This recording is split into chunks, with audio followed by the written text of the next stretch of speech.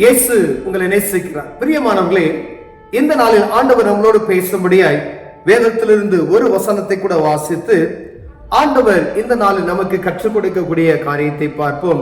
அது 2 கொரிந்தியரின் புஸ்தகம் 13வது அதிகாரம் 5வது வசனம் இப்படியாக சொல்லுகிறது: நீங்கள் விசுவாசம் உள்ளவர்களோ என்று உங்களை நீங்களே சோதித்து அறியுங்கள், உங்களை நீங்களே பரீட்சித்து பாருங்கள், இயேசு கிறிஸ்து உங்களுக்குள் இருக்கிறார் என்று உங்களை நீங்களே அறியீர்களா? நீங்கள் பரீட்சைக்கு நில்லாதவர்களாய் இருந்தால் அறியீர்கள். பிரியமானவர்களே, அப்போஸ்தலனாகிய பவுல் கொரிந்திய பட்டணத்துக்கு எழுதும் பொழுது அங்க இருக்கக்கூடிய ஆண்டவருடைய பிள்ளைகளுக்கு அவர் எழுதுகிற இந்த கடிதத்தில், நீங்கள் விசுவாசம் உள்ளவர்கள் என்று உங்களை நீங்களே சோதித்து அறியுங்கள் என்று சொல்லுகிறார்.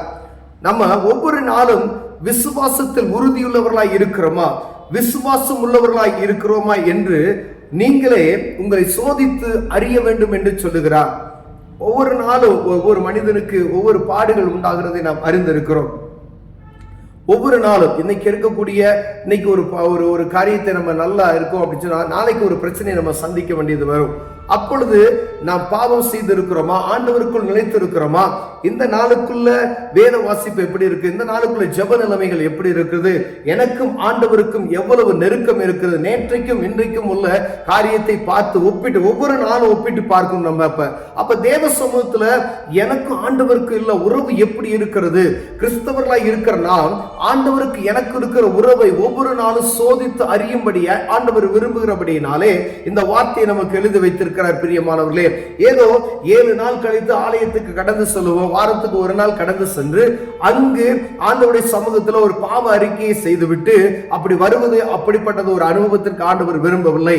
என்னுடைய பிள்ளை என்னோடு பேசணும், என்னோடு உறவாடணும், என்னோடு இருக்கணும் என்று சொல்லி ஆண்டவர் விரும்புகிறார். ஒரு உலகப்பிரமான தகப்பனை எடுத்துக்கொள்வோம் பாருங்க. ஒரு உலகப்பிரமான தகப்பன் ஒரு குழந்தை கையில இருக்கு அப்படின்னு சொல்லி வச்சுக்கோங்க. அப்ப அந்த குழந்தையினுடைய பாசம் எவ்வளவு இருக்கு.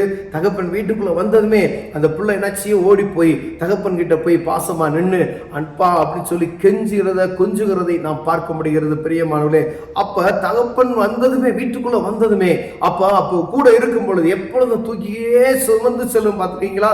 நம்மளுடைய பிள்ளைகளை பார்த்தீங்கன்னா, குழந்தை பிள்ளைகளை அப்புறம் அவர் கூடயே எப்பயும் போகணும், கரத்தை பிடித்து நடந்து செல்கிற ஒரு அனுபவம் இருக்கிறது.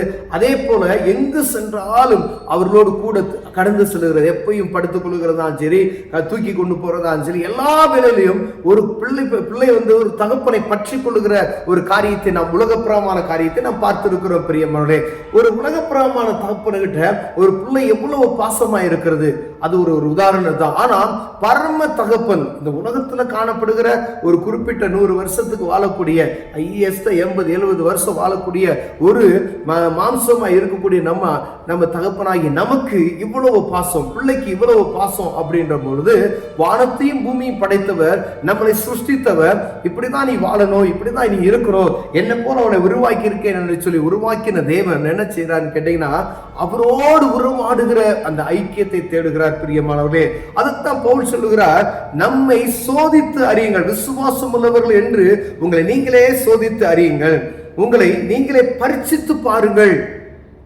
ஒவ்வொரு நாளும் நம்மளை பரிசோதனை செய்து பார்க்கும்படியாய் விரும்புகிறோம் சொல்லுகிறார். பிரியமானவர்களே, ஒவ்வொரு நாளும் நம்மளை பரிசோதிப்போம். இப்ப ஒரு ஃபேக்டரி வச்சிருக்கிறார் அப்படின்னா, அந்த ஃபேக்டரியில இருக்கக்கூடிய ஒரு மேனேஜரோ ஒரு ஓனரோ இருக்காருன்னு வச்சுக்கோங்க, இன்னைக்கு இதெல்லாம் கரெக்டா இருக்கா, இன்னைக்கு இந்த பொருள்கள் இப்படிலாம் ஓடணும், இந்த ஒவ்வொரு காரியத்தை அவங்க போய் என்ன செய்வாங்க, பரிசோதனை பண்ணி பார்ப்பாங்க.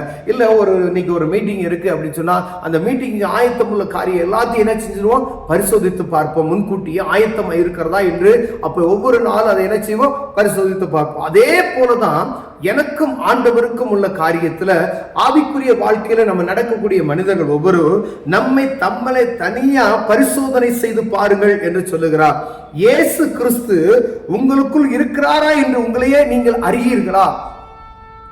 எதுக்கு ஐயா பரிசோதனை பார்க்கணும் அப்படின்னு சொன்னா, இயேசு எனக்குள் இருக்கிறார், நான் ஆலயம், நீங்களே அந்த ஆலயம் என்று சொல்லி இருக்கிறாரே, இயேசு எனக்குள் இருக்கிறார், இயேசு எனக்குள்ள இருக்கிறார் என்றால் என்னை நான் என்ன செய்யணும்? பரிசோதித்து பார்க்கும்படி ஆண்டவர் விரும்புகிறார். பிரியமானவர்களே, சில காரியங்கள் ஆண்டவருக்கு விருப்பம் இல்லாத காரியத்தை ஆண்டவர் எனக்குள்ள இருக்கிறார் என்று சொல்லிவிட்டு ஆண்டவருக்கு விருப்பம் இல்லாத ஒரு காரியத்தை நான் செய்து கொண்டே இருப்பேன், அவரை துக்கப்படுத்துகிறதாய் மாறும். பிரியமானவர்களே, எனக்குள் இயேசு கிறிஸ்து இருக்கிறார் என்பதை மறந்து போய் நான் சில காரியங்களை நான் செய்கிறேன். பார்த்தீங்களா?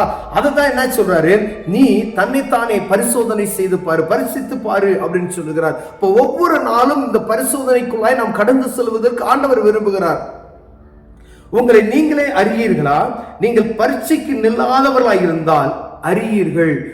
எப்படின்னா, நீங்க தினமும் பரிசோதனை பண்ணி பார்க்காவிட்டால் இன்னைக்கு நாள்ல நம்ம எப்படி வாழ்ந்தோம், எப்படி நடந்தோம், எங்க போனோம், எங்க பேசணும், நம்முடைய ஆவிக்குரிய வாழ்க்கையில எதுவும் தவறு செய்திருக்கிறோமா, யார்கிட்ட சண்டை போட்டோம், எங்களுக்குள்ள ஆண்டவருக்கு விரோதமான காரியத்தை செஞ்சோம், பாவமான ஒரு காரியத்தை ஈடுபட்டோமா, இதெல்லாம் பரிசோதித்து நான் பார்க்கல அப்படின்னு சொன்னா நீங்கள் என்ன செய்றாரு? நீங்கள் அறியீர்கள். பரீட்சைக்கு நில்லாதவர்களாய் இருந்தால் ஆண்டவரை அறியீர்கள். இயேசு கிறிஸ்து உங்களுக்குள் இருக்கிறார் என்பதை நீங்கள் அறியாமல் இருக்கிறீர்கள் என்று சொல்கிறார். பிரியமானவர்களே, இயேசு கிறிஸ்து எனக்குள் இருக்கிறார், உங்களுக்குள் இருக்கிறார் என்பதை மறந்து போகிறோம் நம்ம அநேக நேரத்துல. அதுதான் என்ன சொல்கிறாரு? பரீட்சித்து பாருங்கள். ஒவ்வொரு நாளும் எனக்கும் ஆண்டவருக்கு உள்ள காரியம் எப்படி இருக்கிறது, உலகத்தினுடைய காரியத்துல ஒப்பிட்டு நம்மளை பார்க்கணும். எப்படிலாம் நம்ம நடந்து போயிருக்கோம், எப்படி நம்ம என்னுடைய ஜெப நேரம் காலையில் எந்திரிச்சதுமே ஜெபிக்கிறோமா, வேத வாசிப்பு எப்படி இருக்கிறது, இந்த நாளுடைய நாட்கள்ல எப்படி நடந்து போயிருக்கிறோம், எங்கேயாவது தவறு செய்திருக்கோமா, எல்லாம் பார்த்து ஆண்டவரை துக்கப்படுத்துகிற ஏதாவது காரியம் செய்திருக்கிறோமா என்று பார்த்து அதை மன்னிப்பு கேட்டு தேவ சமூகத்தில் ஒப்புராகி ஒரு தகப்பன் அப்போ எப்படி நம்ம உலகப்புறமான தகப்பன் ஒரு பிள்ளையோடு எப்படி நெருக்கமாக இருக்கிறாரோ அதே போல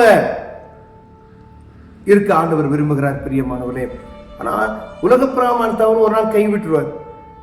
ஒரு குறிப்பிட்ட காலம்தான். எங்கு பார்த்தாலும் பிள்ளைகளையே குன்னு போட்டுக்கிற காலம்லாம் வருகிறது. பிள்ளைகளை தூக்கி எறிந்து போட்டுக்கிற காலம், அவ்வளவு கொடிதான காலத்துல நம்ம வாழ்ந்து கொண்டிருக்கோம். ஆனா பரம தகப்பன் அவர் ஒரு நாளும் கைவிடாத. பிரியமானவர்களே, எப்படிப்பட்ட பாவி அவர் நேசிக்க வல்லமையுள்ளவராக இருக்கிறார். நம்மளை அப்பா பிதாவை என்று கூப்பிடக்கூடிய புத்திர சுவிகாரத்தின் ஆவியை தந்திருக்கிறார். இந்த உலகத்தில் இருக்க எத்தனையோ பேர் கிடைக்காத ஒரு ஸ்லாக்கியம், அவரை அப்பா பிதாவை என்று கூப்பிடுகிற ஒரு புத்திர சுவாய் மகனே என்று எப்பொழுதும் நம்மை அணைத்து கொண்டிருக்கிறவர் ஒருவர் உண்டு. பிரியமான அணைத்து கொண்டிருக்கிறவர் ஒரு உண்டு என்பதை நாம் அறிந்து கொள்ளணும். இந்த உலகத்தில் இருக்கிற எல்லாருடைய பாசங்கள் எல்லாம் வேஷம் என்பதை நாம் அறிந்து கொள்ளணும். பிள்ளைகளுடைய ஒரு பாசம், மனைவியினுடைய ஒரு பாசம், கணவனுடைய ஒரு பாசம், பெற்றோருடைய ஒரு பாசம், உறவினருடைய ஒரு பாசம் ஒரு குறிப்பிட்ட அளவு என்பதை நாம் மறந்து போய்விடக்கூடாது. பிரியமான இதெல்லாம் ஒளிந்து போய்விடும். குறிப்பிட்ட காலம்தான். என்றென்றும் மாறாத ஒரு அன்பு, ஆண்டவருடைய அன்பு மாத்திரமே. அதை அறிந்து கொண்டோம் என்றால் அவர் என்னோடு இருக்கிறார், எனக்குள் இருக்கிறார் என்பதை அறியும்படிக்கு நம்மை ஒவ்வொரு நாளும் பரிசித்து பார்க்கும்படியாய் ஆண்டவர் நம்ம விரும்புகிறார். ஒருவேளை நம்ம இந்த காரியத்தில் குறைவுள்ளவர்களாய் இருப்போமே ஆனால், பரிசித்து பாராதவர்களாய் இருப்போம் என்றால், எனக்குள்ளே ஆண்டவர் இருக்கிறார், நான் அநேக நேரங்கள் இதை மறந்து போய் நான் என்ன செஞ்சேன், என்னையே மறந்து போய் சில காரியங்களை செய்கிறேன் அப்படின்னு சொன்னால், அந்த காரியத்திலிருந்து ஆண்டவர் நம்மளோடு இடைபெறும் பொழுது அதை விட்டு தேவ சமூகத்தை நேராக நம்ம ஒப்பு கொடுப்போம், கண்களை மூடுவோம், ஜெபிப்போம். அன்பின் தகப்பனே, ஆண்டவர் ஒவ்வொரு நாளும் நாங்கள் பரிசித்து பார்த்து ஆண்டவர் எங்களோடு இருக்கிறீர் என்பதை அறிந்து செயல்படுகிறவர்களாய் ஆண்டவரை உமக்கு பிரியமாய் நடக்கிற பாதையில் நடக்க எங்களை உதவி செய்யுங்க. இயேசுவின் நாமத்தில் பிதாவே, ஆமென்.